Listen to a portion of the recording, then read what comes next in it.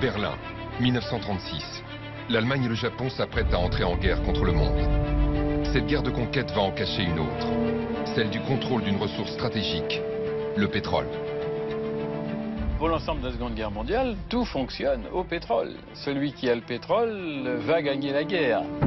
Un tank consomme 400 litres au 100 km. Un bombardier brûle pas loin de 1000 litres à l'heure. Quant aux navires de guerre, ils engloutissent 5 tonnes de mazout au kilomètre. On n'est pas dans un monde de l'économie d'énergie. On est dans un monde qui brûle à tout va. Comme un fusil sans munitions, sans carburant, ses forces sont inutiles. La Seconde Guerre mondiale est une course vers les gisements de pétrole. Elle mènera l'armée d'Hitler dans la boue des steppes russes et sur les sommets du Caucase. À la poursuite de l'or noir, les Japonais se lanceront dans une attaque surprise.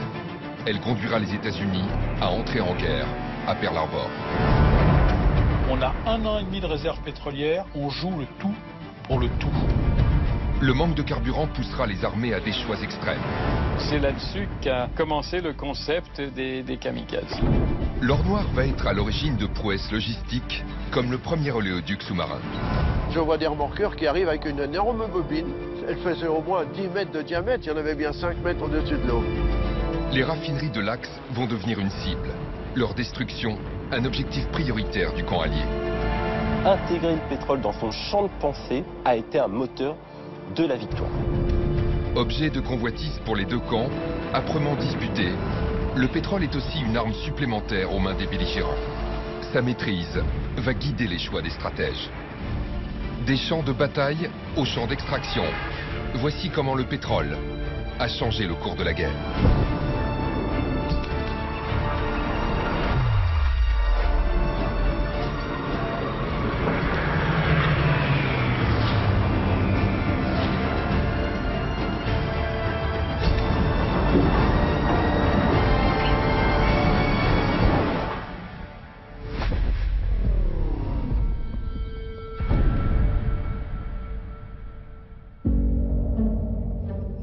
En 1939, 6 réserves de pétrole sont principalement exploitées dans le monde. Les 2/3 du pétrole mondial proviennent du sud et de l'ouest des États-Unis, au Texas et en Californie. Les puits roumains de Ploesti constituent la plus grande source de brut au centre du continent européen. Plus à l'est, la région de Bakou est un immense réservoir de pétrole à ciel ouvert, sous domination soviétique. Au Moyen-Orient, les réserves d'Iran et d'Irak sont sous influence britannique. Dans le Pacifique, les champs pétrolifères de Java, Sumatra et Bornéo sont contrôlés par les Néerlandais. Les plus grands gisements sont aux mains des Alliés.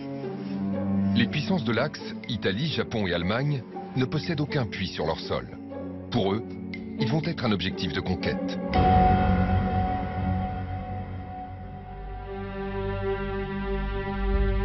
Lorsqu'Hitler arrive au pouvoir en 1933, l'Allemagne est en crise. Elle est rongée par le chômage. Le Führer lance de grands chantiers pour redresser l'économie. Il construit des autobahns, des autoroutes à 4 voies, pour relier les grandes villes. À Berlin en 1937, Hitler admire les dernières innovations au salon de l'automobile. Hitler est un passionné à la fois de moteurs, tous les moteurs. Il était même capable de suggérer des améliorations, il l'a fait à de nombreuses reprises. Il disait de toute façon un pays qui n'est pas capable de faire des voitures de course correctes ne pourra jamais gagner une guerre. Une Allemagne portée par les roues et les moteurs. C'est la vision d'Hitler pour un empire qui doit durer selon lui 1000 ans. Mais pour alimenter la machine de guerre, le Reich manque d'une ressource capitale. Le pétrole est quasiment absent de son sous-sol. L'Allemagne produit un peu de brut sur son sol, qui doit être de l'ordre de 700 000 tonnes de brut par an. Elle importe tout le reste des États-Unis et du bassin des Caraïbes. Donc en cas de guerre, elle est privée de carburant du jour au lendemain. Cette faiblesse va néanmoins l'inciter à partir au combat. Le Führer rêve d'une Allemagne autarcique. Il donne 18 mois à son ministre de l'air, Hermann Göring, pour trouver du carburant pour le Reich. La production d'essence est une priorité. Elle doit être entreprise avec le même niveau d'engagement que la conduite d'une guerre. Hermann Göring est un chef d'entreprise très proche des industriels allemands. Il va les convoquer, il va leur dire, messieurs, maintenant, ce qu'il nous faut, c'est l'autosuffisance en carburant et en lubrifiant. À vous de jouer. Karl Krauch a un rôle déterminant.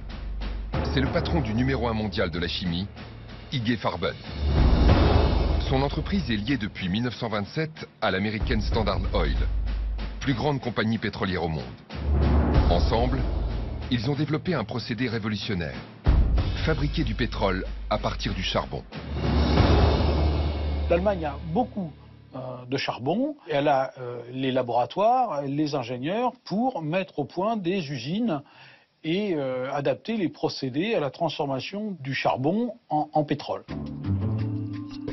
Le principe, réduire le charbon en poudre, le transformer en gaz, puis le liquéfier sous haute pression. Cette essence de synthèse a des caractéristiques identiques à celles obtenues à partir du raffinage du pétrole. C'est quelque chose qui est très coûteux au niveau énergétique. Donc je dirais que dans une économie ordinaire, ça n'est pas rentable. Peu importe le prix, l'Allemagne sera bientôt en guerre.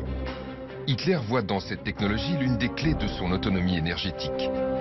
Il expose sa vision au directeur d'IG Farben, Karl Krauch. L'essence pour moteur doit devenir une réalité. Même si c'est au prix de sacrifices, il faut continuer l'hydrogénation du charbon.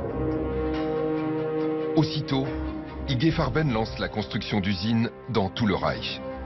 Mais ce sont des monstres qui consomment une quantité d'acier et d'énergie gigantesque et qui transforment, sans trop tenir compte du prix, la houille en carburant avion d'un côté et diesel et graisse de l'autre. L'entreprise a fait ses comptes. Il lui faut 1 an pour fournir 1 million de tonnes de produits pétroliers. Cela correspond à la totalité des besoins de l'aviation. Mais aux 2 tiers seulement de ceux de l'armée de terre. Hitler peut-il attendre? Il a déjà annexé l'Autriche en mars 1938.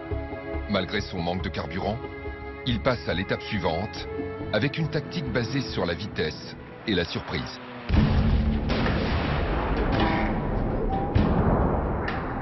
L'armée allemande franchit sans prévenir la frontière polonaise en septembre 1939. Aviation et artillerie pilonnent sans relâche. C'est le début officiel de la Seconde Guerre mondiale.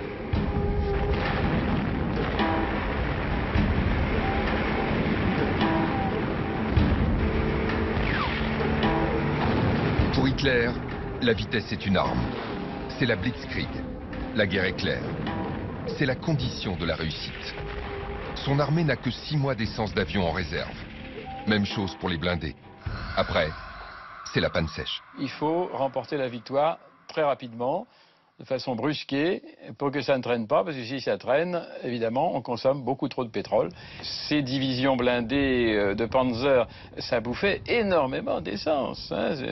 Une division, 3000 litres au kilomètre, ça fait beaucoup quand même. Plus tard, quand il n'y aura pas de bonne route, ça ne sera pas 3000, ça sera 5000.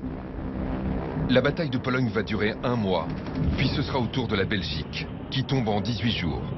Les Pays-Bas, en 1 semaine.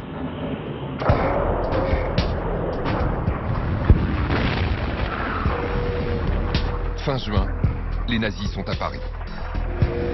C'est la débâcle pour l'armée française. Sous l'effet combiné des canons, des chars et de l'aviation, les adversaires de l'Allemagne sont balayés. Mais le pétrole risque de manquer. Si sur les images de propagande allemande, les unités mises en avant sont les plus mobiles, les blindés, les avions, le reste de l'armée, pour économiser le carburant, avance à pied ou à bicyclette. L'artillerie est même tractée par des chevaux. Ils ont un noyau extrêmement mobile, à base de divisions blindées, de divisions motorisées, mais c'est une tête d'épingle par rapport à l'ensemble de l'armée. Le reste de l'armée reste essentiellement hippomobile. On avance à la vitesse du cheval. La force des stratèges allemands, ça va être d'arriver à faire fonctionner ces 2 armées qui ne vont pas au même rythme. C'est que depuis quelques mois, les États-Unis, sous la pression de Roosevelt, ont quitté le statut de neutralité. le principal fournisseur du Reich en pétrole jusqu'en 1939, a coupé les vannes. L'entrée en guerre est une mauvaise nouvelle pour l'économie pétrolière allemande puisque ça interrompt brutalement toutes les importations de brut des États-Unis et des Caraïbes. Donc du jour au lendemain, l'Allemagne est privée de plus de la moitié de ses ressources de carburant, l'autre moitié étant grosso modo son carburant synthétique et les champs de pétrole brut du nord de l'Allemagne et de l'Autriche. Le manque de carburant oblige à réduire le nombre de véhicules utilisés. 10 divisions blindées, une demi-douzaine de divisions d'infanterie motorisée et la Luftwaffe, l'arme aérienne. C'est tout ce que l'économie allemande est en mesure de motoriser. Et ça tombe bien, puisque ça correspond à une économie pétrolière qui est réduite du fait de l'embargo. La Wehrmacht continue sa progression. Plus les distances s'allongent, plus les besoins en carburant augmentent. Pour le producteur d'essence synthétique Karl Krauch, le patron d'IG Farben, il est urgent d'alerter l'état-major allemand. Si les besoins de la Wehrmacht continuent d'augmenter à ce rythme, IG Farben ne pourra jamais produire assez d'essence de synthèse pour répondre à la demande. En attendant de trouver une solution durable, Hitler donne l'ordre à la Wehrmacht de capturer les stocks des pays conquis. C'est le cas en France, où elle saisit 2 millions de barils d'essence. Les Allemands iront même plus loin, en allant chercher le pétrole à sa source, dans l'un des rares gisements français exploités à cette époque en Alsace, à Merkwiller-Pechelbronn. De cette période méconnue, il reste encore des traces. Jusqu'en 1940, ces ruines étaient l'un des fleurons de l'industrie pétrolière française. Une poignée de passionnés continue d'entretenir sa mémoire. Comme toutes les raffineries, elle avait des tours de refroidissement, des cheminées énormes, et puis aussi des tours de raffinage, c'est-à-dire des grands silos très hauts. Et ça fumait de partout, ça sentait le pétrole à des kilomètres. Et tout ça a été intégré dans le village de Merkwiller. Lors de la débâcle de mai 40, les Français ont laissé la raffinerie presque intacte. Les Allemands n'ont qu'à se servir. Ce sont des techniciens et des ingénieurs allemands qui sont arrivés ici, accompagnés des militaires évidemment. Et donc ils ont tout de suite mis en activité la raffinerie qui avait été plus ou moins sabotée par le départ des Français. 3000 ouvriers travailleront à l'extraction et au raffinage du brut au profit du Reich. Un maillon de son économie de guerre, célébré par les autorités allemandes. Les gens, on faisait des défilés du 1er mai où les gens étaient obligés, avec le drapeau SS, des tribunes, et on venait raconter que l'Allemagne était la plus forte et qu'il fallait travailler pour l'Allemagne, etc. C'était quand même le régime nazi qui avait mis la main sur l'économie de Pechelbronn. La raffinerie va fournir 70 000 tonnes de produits pétroliers par an, en grande partie pour l'armée d'occupation en France. Mais dans sa soif de pétrole, Hitler vise déjà d'autres objectifs. Il va mettre la main sur le gisement de Ploiești, en Roumanie.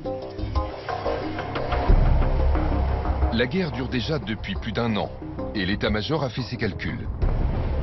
Si le conflit continue à ce rythme, il va manquer 8 millions de tonnes de brut au Reich dès 1942. Le pétrole de Ploiești est indispensable. Cette fois, Hitler n'a pas besoin de faire la guerre.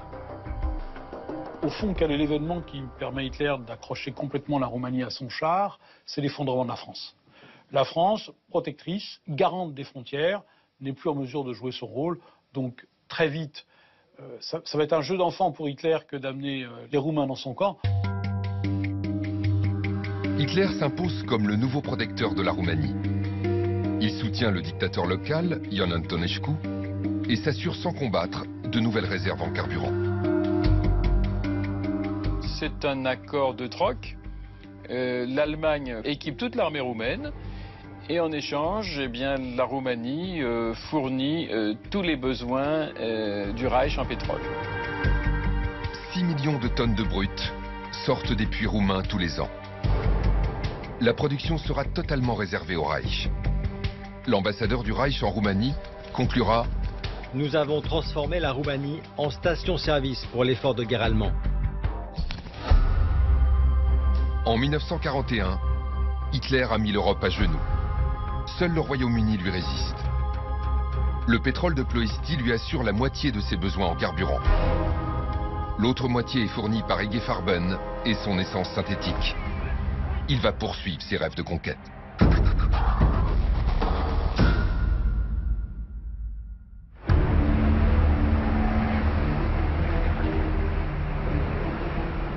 La quête du pétrole, c'est aussi l'obsession du Japon, l'allié de l'Allemagne dans le Pacifique. Le Japon n'a aucune réserve en sous-sol. Son empereur Hirohito en a un besoin vital. Lui aussi rêve d'étendre son territoire. Depuis 10 ans, il mène la guerre en Chine, où il espère trouver de l'or noir. Les ingénieurs japonais de l'industrie pétrolière suivent l'armée japonaise en Chine et ils vont procéder à quelques forages, toujours décevants. À l'époque, on ne sait pas qu'il y a du pétrole en Chine. On ne le saura que dans les années 60, véritablement. Mais ils pensaient que peut-être ça pourrait résoudre leurs problèmes. La guerre en Chine est d'une rare violence.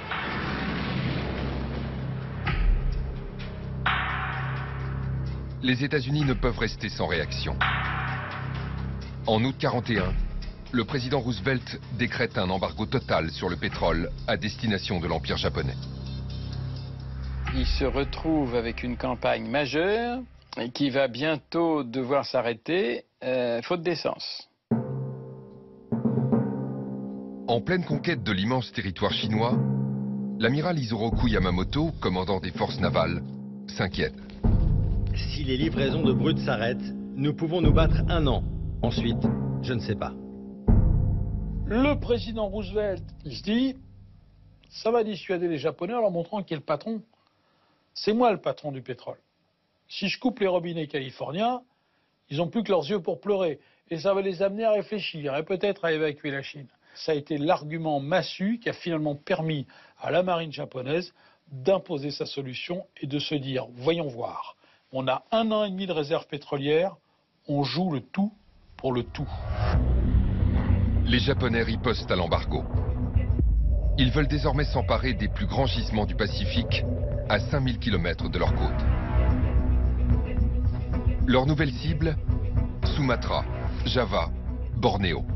Puiser dans ces réserves est une question de survie pour les Japonais. Mais le déploiement de la flotte américaine présente dans le Pacifique est un obstacle. Ils doivent détruire sa base dans les îles d'Hawaï, à Pearl Harbor.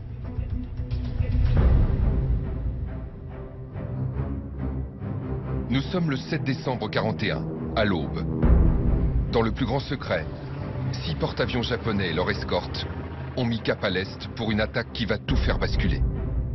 Avec cette action, ils savent qu'ils provoqueront l'entrée des États-Unis dans la guerre mondiale. C'est le prix de l'accès à l'or noir. L'amiral Isoroku Yamamoto, qui a organisé l'attaque, craint que le Japon n'ait pas le dessus bien longtemps. L'amiral Yamamoto, il a été attaché naval à Washington. Et lui a une estimation très précise de ce que vaut potentiellement l'armée et la marine américaine. Combattre les États-Unis revient à combattre le monde entier. Mais cela a été décidé, je ferai de mon mieux. À 6 heures, 350 avions décollent des porte-avions japonais. Une première vague cible les navires ancrés dans la baie.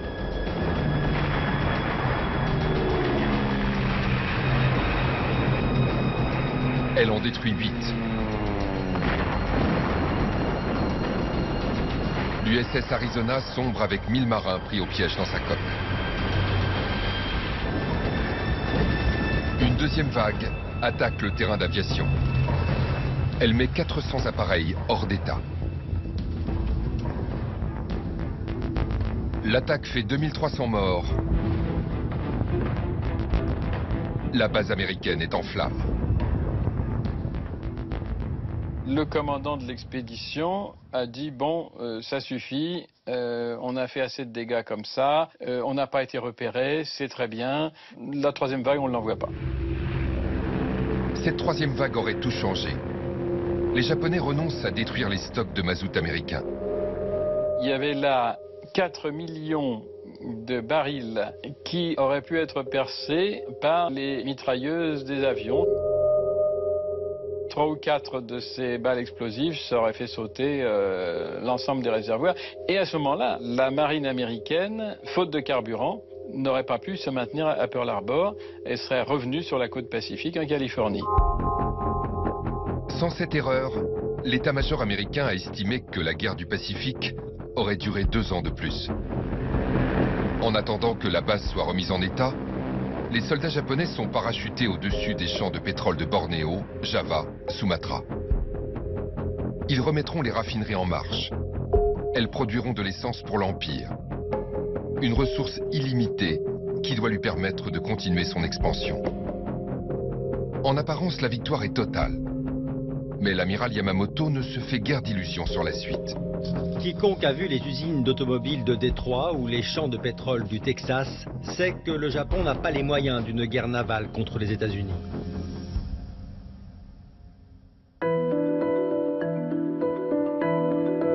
Les États-Unis sont la première puissance pétrolière au monde et la première puissance industrielle. Le modèle de production d'Henry Ford donne aux usines des rendements inégalés. L'or noir fait partie de l'histoire des États-Unis depuis le 19e siècle, quand les premiers colons ont découvert du pétrole.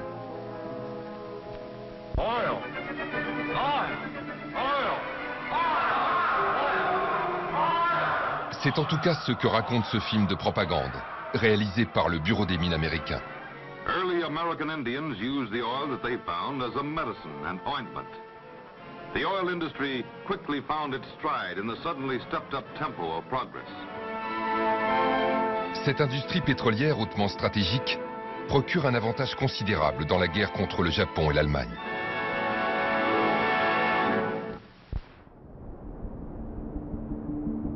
Dès le lendemain de l'attaque de Pearl Harbor, Roosevelt mobilise le pays.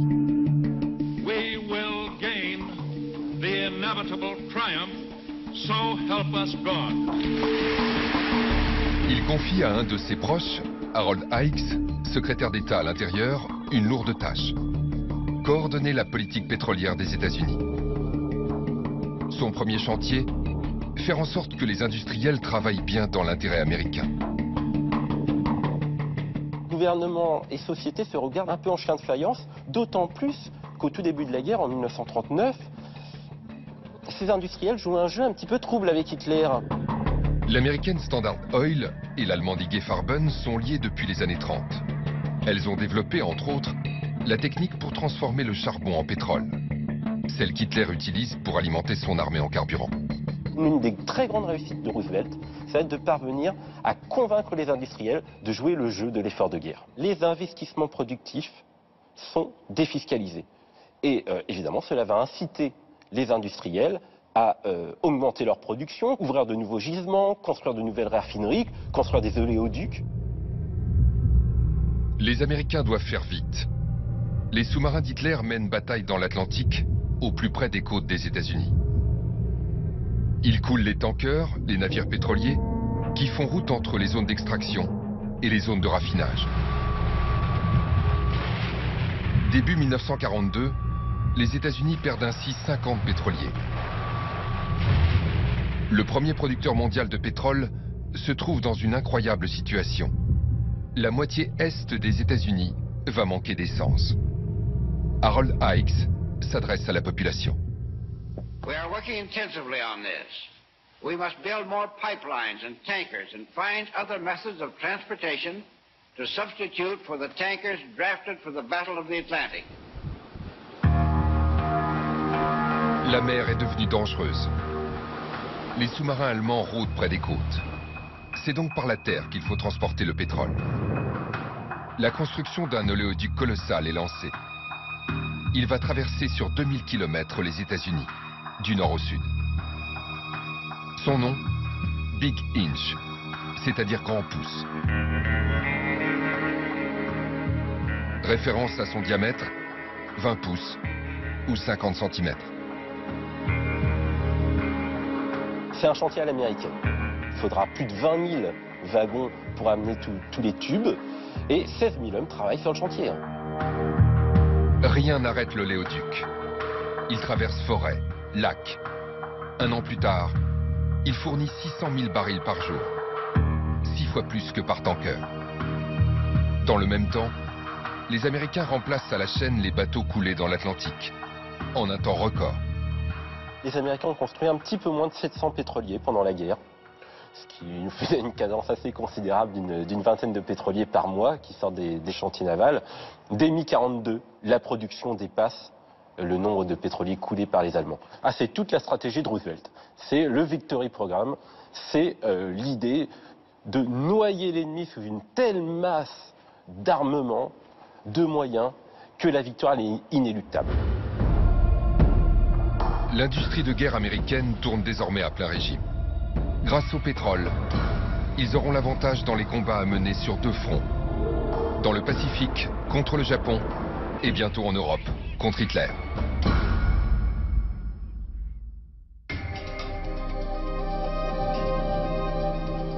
En 1941, Hitler est maître de l'Europe. Le Führer peut désormais se lancer dans le projet de ses rêves, établir le Grand Reich. Il lui faut pour cela détruire l'Union soviétique et s'emparer de ses richesses infinies. Il dispose de sa production d'essence synthétique en Allemagne et du pétrole de Ploiesti en Roumanie. En engageant ses armées à l'Est, il veut se saisir des gigantesques gisements du Caucase. Le plus important, Bakou, en Union soviétique. Son idée, c'était l'armée soviétique est en très mauvais état. Hitler se disait, avec tout ça, il suffira d'un choc et, dit-il, toute la baraque s'écroulera. Hitler est obsédé par le Caucase et ses champs de pétrole à ciel ouvert. Un pétrole si simple à extraire. L'état-major allemand avait fait le calcul. Si la guerre continue, il va nous manquer 120 000 tonnes de carburant chaque mois. Le pétrole du Caucase est indispensable. L'allié d'Hitler, le dictateur roumain Ion Antonescu, l'avait aussi encouragé. Une attaque contre l'URSS offre le bénéfice d'éliminer le danger slave et ouvre la route vers les champs de pétrole de Bakou. Une route qui passe par la chute de Moscou.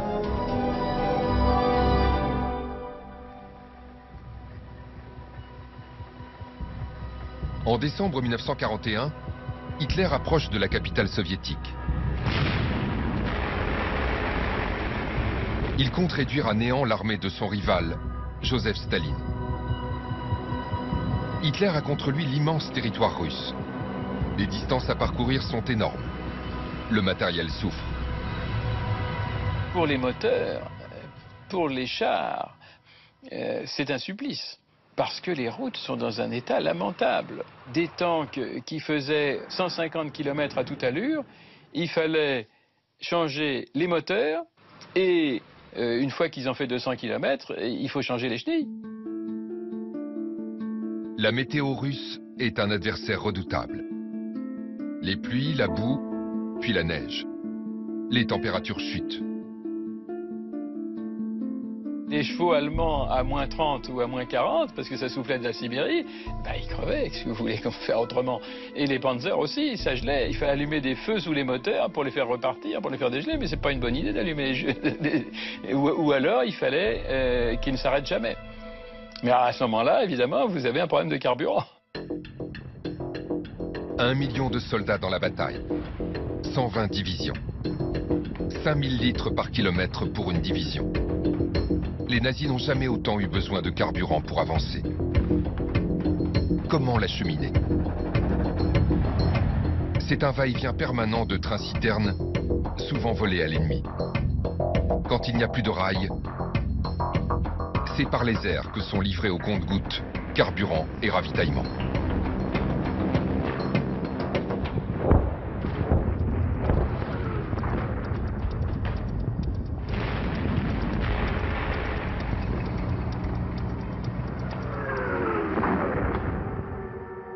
Après un mois de bataille, le froid, la violence des combats, les nazis sont stoppés.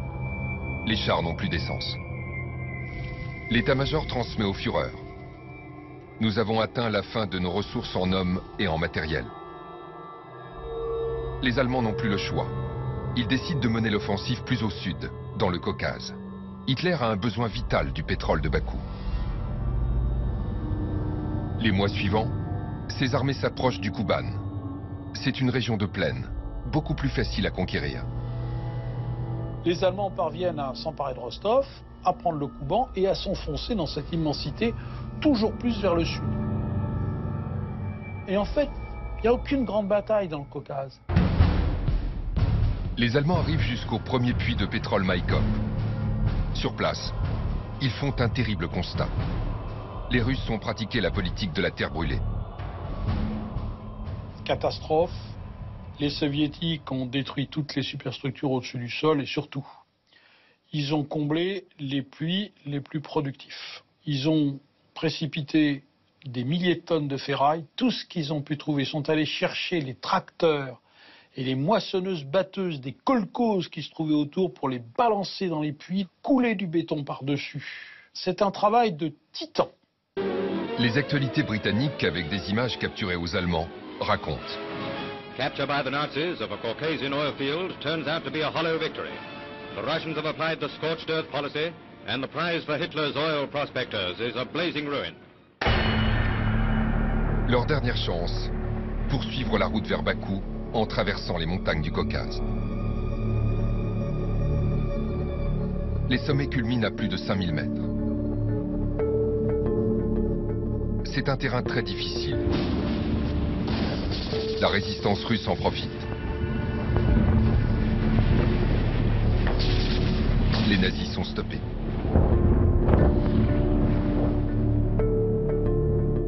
Au même moment, à 1000 km au nord, à Stalingrad, c'est le tournant de la guerre. Et bientôt la première grande défaite pour Hitler. Les Allemands sont enlisés dans une guérilla urbaine depuis 6 mois. Les Russes ont l'avantage.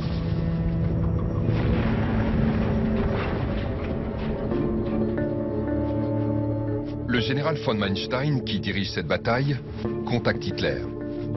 Il faut lâcher le Caucase pour lui venir en aide.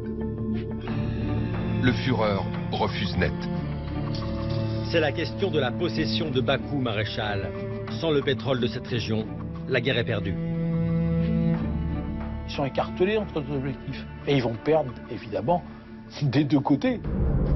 Battu, Hitler évacue la Russie. Les Soviétiques remportent une bataille stratégique majeure. Le régime nazi ne peut désormais compter que sur ses propres réserves de pétrole. La guerre mondiale a commencé il y a 3 ans. Celle du pétrole entre dans une nouvelle phase décisive.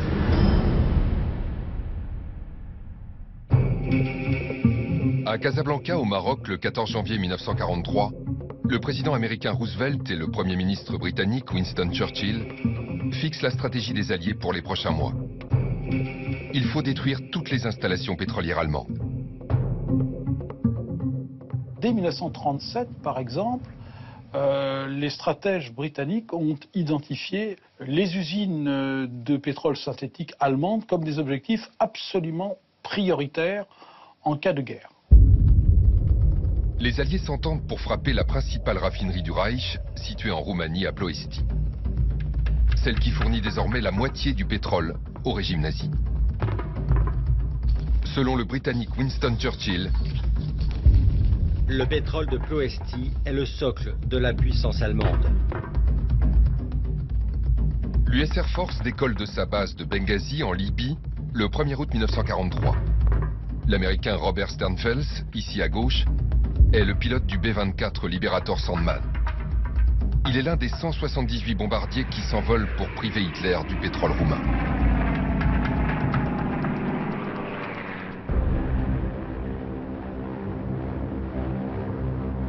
L'opération est une attaque surprise. Les avions volent à basse altitude pour éviter d'être repérés.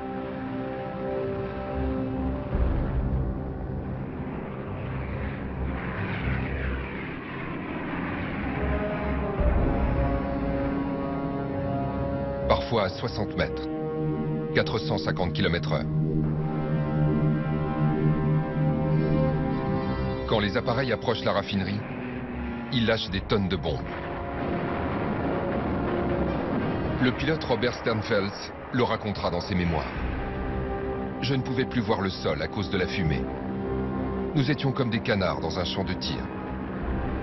Les Allemands ripostent. La flaque, les canons anti-aériens descendent des bombardiers par dizaines. Ils ont transformé ce site essentiel en forteresse. La flaque, la DCA allemande, est extrêmement puissante. 300 tubes ultra modernes. Et c'est un massacre. Ils perdent 35% de leurs appareils. 90 appareils, 300 hommes. Le Sandman de Robert Sternfels s'en sort miraculeusement, malgré la perte d'un moteur. Ils vont quand même faire du mal. Beaucoup de mal à Ploesti. Les Allemands vont accuser le coup et ça va un peu plus diminuer leur réserve de carburant. 2 raffineries sur 9 sont complètement détruites.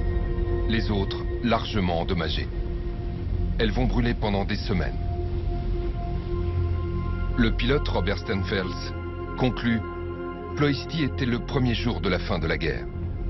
Nous avons refusé à Hitler une partie du carburant dont il avait besoin pour fonctionner. »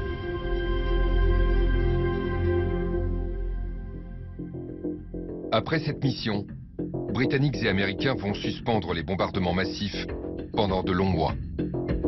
Ils vont maintenant se concentrer sur l'une des plus importantes opérations militaires du XXe siècle. Le débarquement en Normandie, en juin 1944. Là encore, la question du carburant va être cruciale.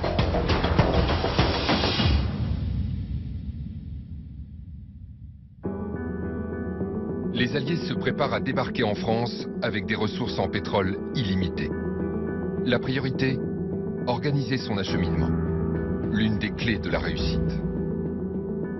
Depuis maintenant 2 ans, 175 000 tonnes de matériel arrivent chaque mois des États-Unis en Angleterre, en prévision du débarquement. La moitié est constituée par le carburant. En termes de volume, c'est plus de 400 000 pages de documents qui ont été écrits avant le débarquement pour simplement préparer la dimension logistique. Au niveau stratégique, les Américains ont en tête la logistique en permanence. Le commandant suprême des forces alliées est le général Dwight Eisenhower. Il écrit dans ses mémoires. Il n'est pas difficile de trouver des exemples de batailles et même de guerres gagnées ou perdues à cause de la logistique. L'essentiel, c'est qu'au moment où on déclenche l'offensive, on a à portée de main tout ce qu'il va falloir pour la nourrir. À l'aube du 6 juin 1944, les soldats quittent les côtes anglaises pour débarquer en Normandie. Toute la nuit, les navires de guerre ont bombardé les défenses allemandes sur la côte.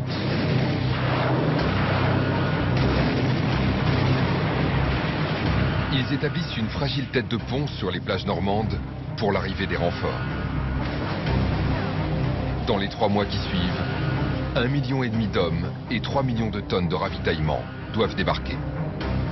Les Alliés ont 440 000 blindés et véhicules à alimenter. Tous les jours, il faut 14 000 tonnes de carburant pour mener la guerre en Europe. Le défi est immense. Le pétrole arrive dans des jerrycans, dans des fûts qui sont débarqués donc manuellement depuis les cargos. On va également utiliser des petits navires de pêche et les pêcheurs français se mettront au service des Américains pour décharger des fûts. Chaque GI qui débarque en Normandie, c'est 35 kilos de ravitaillement qui doivent suivre, dont la moitié d'essence. La plage sert de zone de stockage. Très vite, le mauvais temps rend les opérations impossibles. Les vagues envoient par le fond des milliers de tonnes de matériel.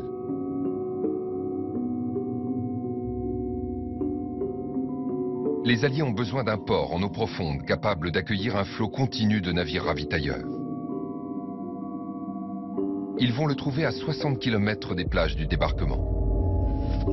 À Cherbourg. Le 24 juin, la ville est libérée. Sa rade est l'une des plus vastes au monde. ces bassins vont accueillir le matériel de guerre américain et le précieux carburant. Plus à l'ouest, la digue de Kerqueville mesure 1200 mètres.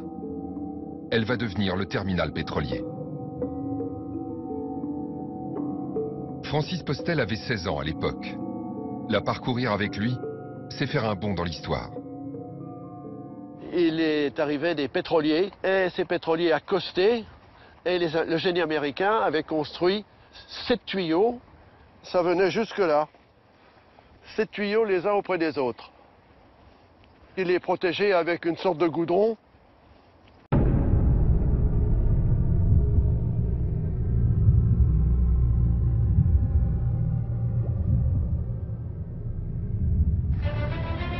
Berlin, 1936.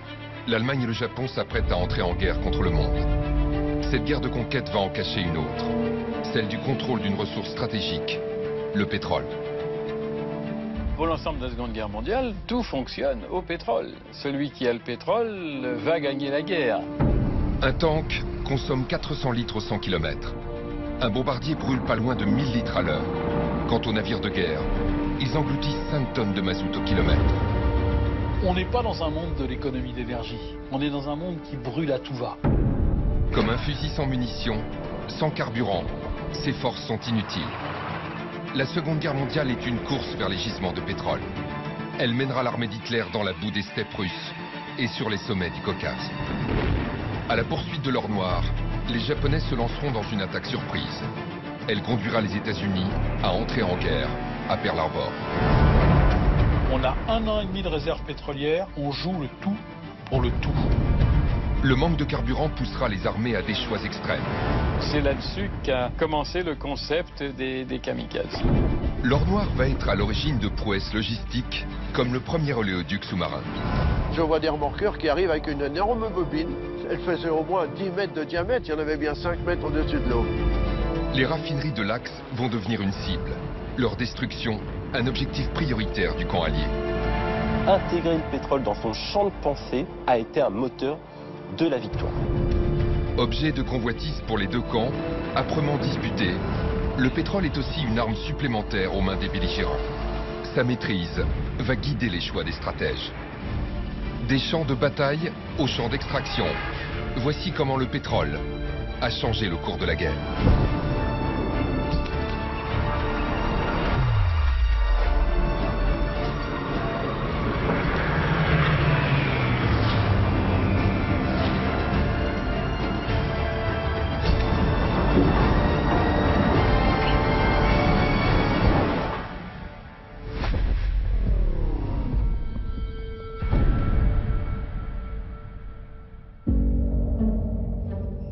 En 1939, 6 réserves de pétrole sont principalement exploitées dans le monde. Les 2 tiers du pétrole mondial proviennent du sud et de l'ouest des États-Unis, au Texas et en Californie. Les puits roumains de Ploesti constituent la plus grande source de brut au centre du continent européen. Plus à l'est, la région de Bakou est un immense réservoir de pétrole à ciel ouvert, sous domination soviétique. Au Moyen-Orient, les réserves d'Iran et d'Irak sont sous influence britannique. Dans le Pacifique, les champs pétrolifères de Java, Sumatra et Bornéo sont contrôlés par les Néerlandais. Les plus grands gisements sont aux mains des Alliés. Les puissances de l'Axe, Italie, Japon et Allemagne, ne possèdent aucun puits sur leur sol. Pour eux, ils vont être un objectif de conquête.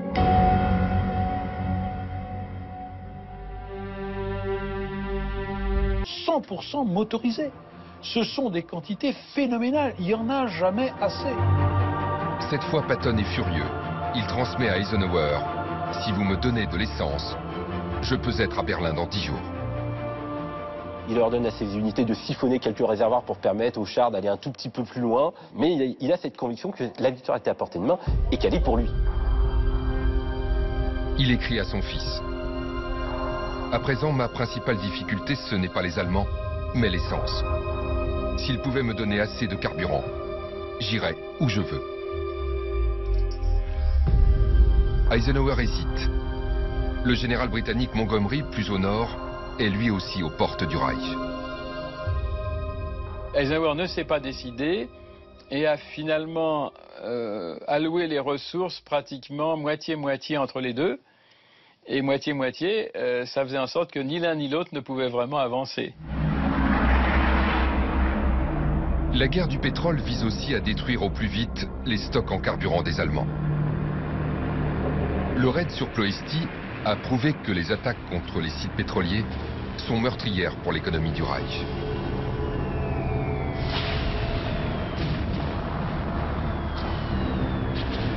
C'est la reprise de bombardements ciblés. Les raffineries sont visées. À partir de mi-décembre, plusieurs raids ont lieu, des raids massifs, et là, la production pétrolière allemande s'effondre.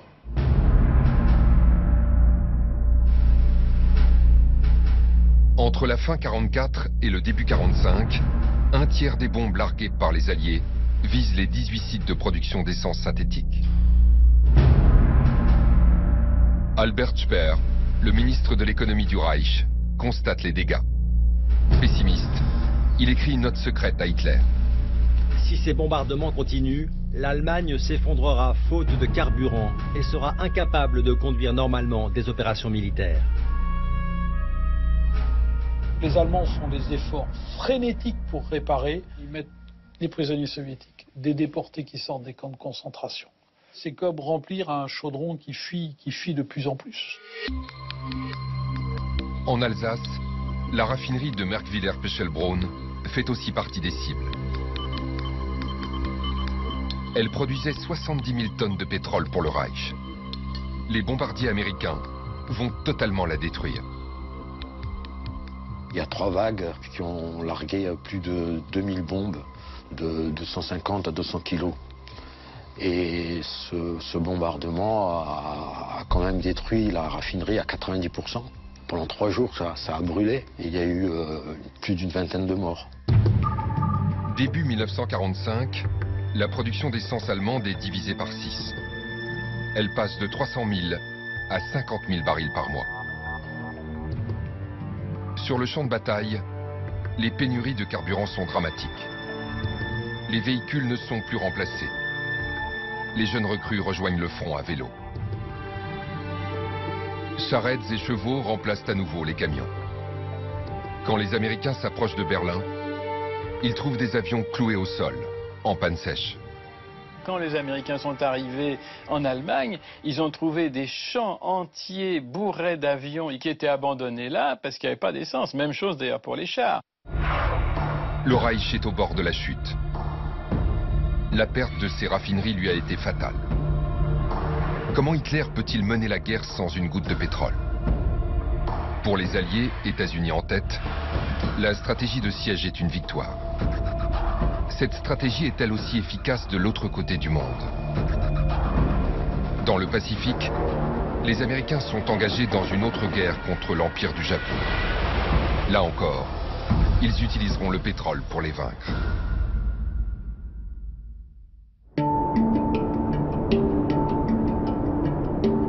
Après le bombardement surprise de Pearl Harbor en décembre 41, les Japonais, en quête de pétrole, se sont emparés des gisements de Sumatra, Java, Bornéo.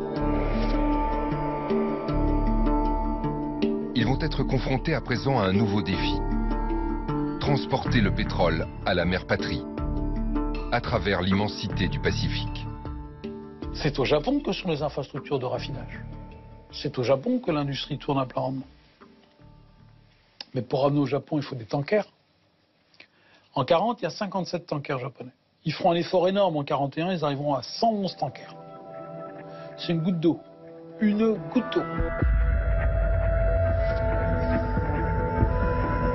Les pétroliers japonais naviguent sur une ligne de 5600 km à travers le Pacifique. C'est une dizaine de jours de navigation pour ces 111 tankers. Vulnérables, ils vont être la cible des attaques américaines. L'amiral Chester Nimitz, à la tête des forces américaines dans le Pacifique, a identifié ce point faible. il ordonne aux sous-marins et aux avions de chasse de traquer les tankers japonais. Il veut couper l'archipel de son approvisionnement en pétrole.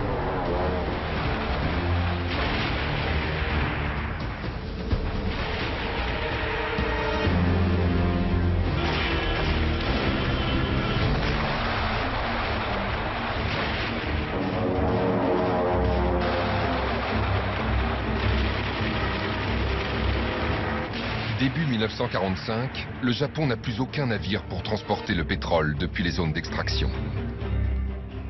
Ils commencent à les couler à une cadence telle que les chantiers navals japonais ne sont pas capables de les remplacer. Donc l'artère vers le Japon, elle va être progressivement serrée jusqu'à être totalement coupée en 1944. Désespérés, les Japonais récupèrent même des voiliers pour transporter quelques gouttes de brut. Ils finissent aussi au fond de la mer. Ils sont pris au piège. La marine impériale est impuissante. Elle est immobilisée au bord des côtes.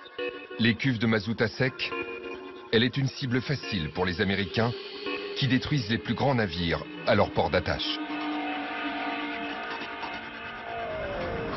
La partie n'est pas égale.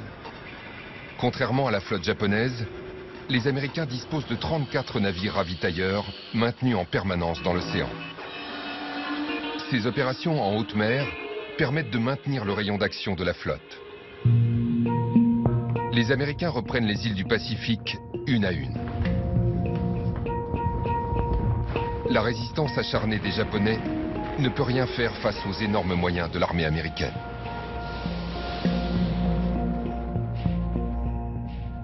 En avril 1945, les Américains s'approchent d'Okinawa, au Japon. Ce qu'ils affrontent dépasse leurs prévisions. C'est du jamais vu. Pour économiser l'essence, les Japonais sacrifient leurs avions et leurs pilotes, préparés au suicide. C'est une des raisons qui les amène à lancer les attaques de kamikazes.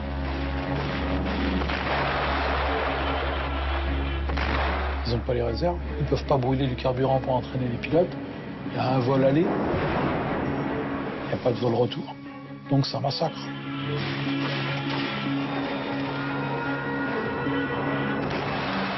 Ça tombe toutes les 3 minutes. Il y a un avion qui s'écrase. Les pertes américaines sont terribles du fait des kamikazes. Il ne faut pas les sous-estimer. Ils ont eu très peur. Et ils se sont dit, bon sang, mais c'est quoi ces gars-là, quoi? Les Américains perdent 38 navires et 4000 hommes dans cet ultime sursaut japonais. Ils abattent près de 8000 avions. Le Japon finit sans une goutte de carburant en réserve. Malgré l'aide américaine, les populations souffriront de pénurie pendant de longues années après-guerre.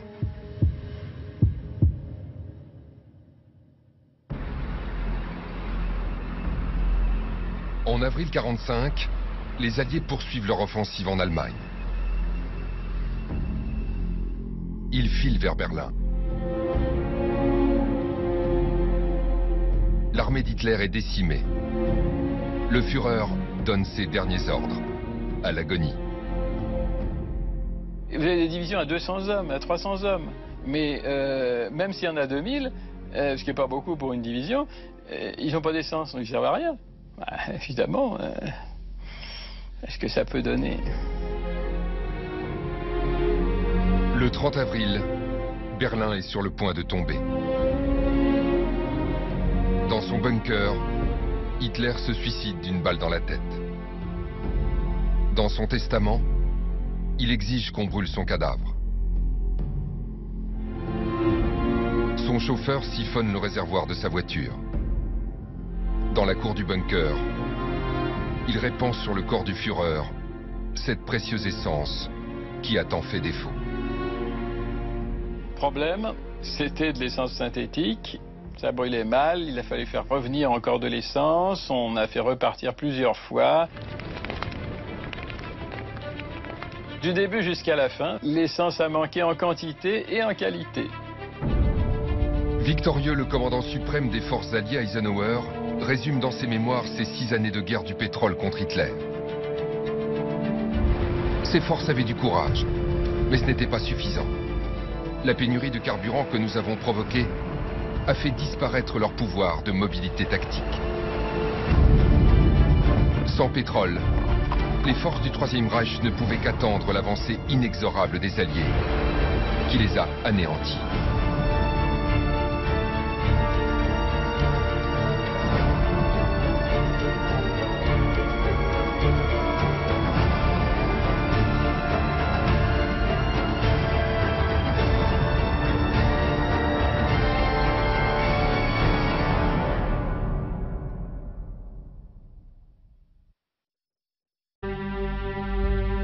Lorsqu'Hitler arrive au pouvoir en 1933, l'Allemagne est en crise. Elle est rongée par le chômage. Le Führer lance de grands chantiers pour redresser l'économie. Il construit des autobahns, des autoroutes à 4 voies, pour relier les grandes villes. À Berlin, en 1937, Hitler admire les dernières innovations au salon de l'automobile. Hitler est un passionné à la fois de moteurs, tous les moteurs. Il était même capable de suggérer des améliorations, il l'a fait à de nombreuses reprises. Il disait, de toute façon, un pays qui n'est pas capable de faire des voitures de course correctes ne pourra jamais gagner une guerre. Une Allemagne portée par les roues et les moteurs. C'est la vision d'Hitler pour un empire qui doit durer, selon lui, 1000 ans. Mais pour alimenter la machine de guerre, le Reich manque d'une ressource capitale. Le pétrole est quasiment absent de son sous-sol.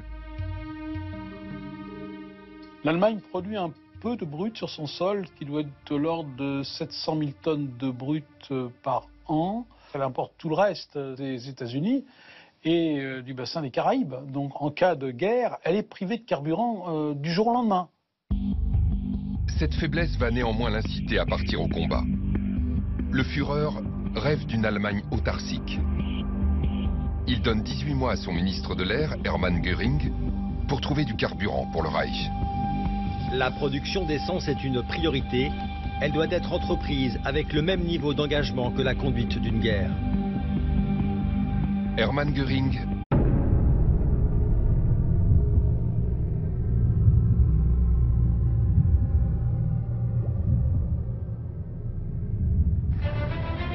Berlin, 1936. L'Allemagne et le Japon s'apprêtent à entrer en guerre contre le monde. Cette guerre de conquête va en cacher une autre, celle du contrôle d'une ressource stratégique, le pétrole. Pour l'ensemble de la Seconde Guerre mondiale, tout fonctionne au pétrole. Celui qui a le pétrole va gagner la guerre. Un tank consomme 400 litres au 100 km. Un bombardier brûle pas loin de 1000 litres à l'heure. Quant aux navires de guerre, ils engloutissent 5 tonnes de mazout au kilomètre. On n'est pas dans un monde de l'économie d'énergie. On est dans un monde qui brûle à tout va. Comme un fusil sans munitions, sans carburant, ses forces sont inutiles. La Seconde Guerre mondiale est une course vers les gisements de pétrole. Elle mènera l'armée d'Hitler dans la boue des steppes russes et sur les sommets du Caucase. À la poursuite de l'or noir, les Japonais se lanceront dans une attaque surprise. Elle conduira les États-Unis à entrer en guerre à Pearl Harbor. On a 1 an et demi de réserve pétrolière, on joue le tout pour le tout. Le manque de carburant poussera les armées à des choix extrêmes. C'est là-dessus qu'a commencé le concept des kamikazes. L'or noir va être à l'origine de prouesses logistiques, comme le premier oléoduc sous-marin. Je vois des remorqueurs qui arrivent avec une énorme bobine. Elle faisait au moins 10 mètres de diamètre, il y en avait bien 5 mètres au-dessus de l'eau. Les raffineries de l'Axe vont devenir une cible. Leur destruction, un objectif prioritaire du camp allié. Intégrer le pétrole dans son champ de pensée a été un moteur de la victoire.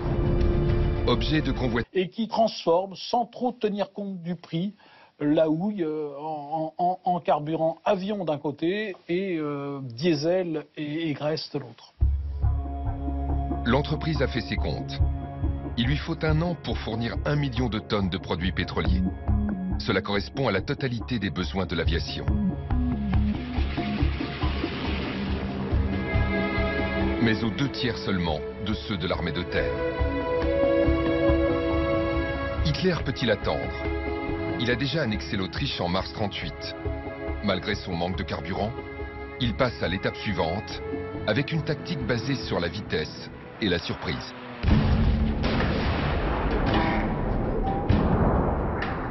l'armée allemande franchit sans prévenir la frontière polonaise en septembre 1939. Aviation et artillerie pilonnent sans relâche. C'est le début officiel de la Seconde Guerre mondiale.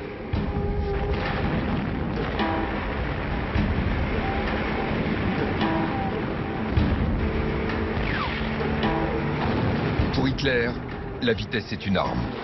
C'est la Blitzkrieg, la guerre éclair. C'est la condition de la réussite. Son armée n'a que 6 mois d'essence d'avion en réserve. Même chose pour les blindés. Après, c'est la panne sèche. Il faut remporter la victoire très rapidement, de façon brusquée, pour que ça ne traîne pas, parce que si ça traîne, évidemment, on consomme beaucoup trop de pétrole. Ces divisions blindées de Panzer, ça bouffait énormément d'essence. Hein. Une division, 3000 litres au kilomètre, ça fait beaucoup quand même. Hein. Plus tard, quand il n'y aura pas de bonne route, ça ne sera pas 3000, ça sera 5000. Est un chef d'entreprise très proche des industriels allemands. Il va les convoquer, il va leur dire, messieurs, maintenant, ce qu'il nous faut, c'est l'autosuffisance en carburant et en lubrifiant. À vous de jouer. Karl Krauch a un rôle déterminant. C'est le patron du numéro 1 mondial de la chimie, IG Farben. Son entreprise est liée depuis 1927 à l'American Standard Oil, plus grande compagnie pétrolière au monde. Ensemble, ils ont développé un procédé révolutionnaire. Fabriquer du pétrole à partir du charbon. L'Allemagne a beaucoup de charbon. Elle a les laboratoires, les ingénieurs pour mettre au point des usines et adapter les procédés à la transformation du charbon en pétrole. Le principe, réduire le charbon en poudre, le transformer en gaz, puis le liquéfier sous haute pression. Cette essence de synthèse a des caractéristiques identiques à celles obtenues à partir du raffinage du pétrole. C'est quelque chose qui est très coûteux au niveau énergétique. Donc je dirais que dans une économie ordinaire, ça n'est pas rentable. Peu importe le prix, l'Allemagne sera bientôt en guerre. Hitler voit dans cette technologie l'une des clés de son autonomie énergétique. Il expose sa vision au directeur d'IG Farben, Karl Krauch. L'essence pour moteur doit devenir une réalité. Même si c'est au prix de sacrifices, il faut continuer l'hydrogénation du charbon. Aussitôt, IG Farben lance la construction d'usines dans tout le Reich. Mais ce sont des monstres qui consomment une quantité d'acier et d'énergie gigantesque. 10 pour les deux camps, âprement disputés, le pétrole est aussi une arme supplémentaire aux mains des belligérants. Sa maîtrise va guider les choix des stratèges. Des champs de bataille aux champs d'extraction. Voici comment le pétrole a changé le cours de la guerre.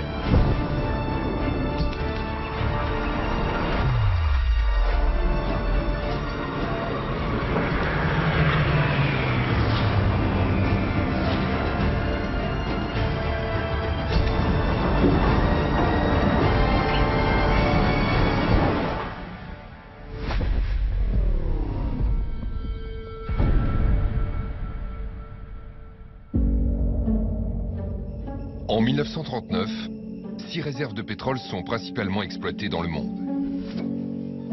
Les 2 tiers du pétrole mondial proviennent du sud et de l'ouest des États-Unis, au Texas et en Californie. Les puits roumains de Ploesti constituent la plus grande source de brut au centre du continent européen. Plus à l'est, la région de Bakou est un immense réservoir de pétrole à ciel ouvert, sous domination soviétique. Au Moyen-Orient, les réserves d'Iran et d'Irak sont sous influence britannique. Dans le Pacifique, les champs pétrolifères de Java, Sumatra et Bornéo sont contrôlés par les Néerlandais. Les plus grands gisements sont aux mains des Alliés. Les puissances de l'Axe, Italie, Japon et Allemagne, ne possèdent aucun puits sur leur sol. Pour eux, ils vont être un objectif de conquête.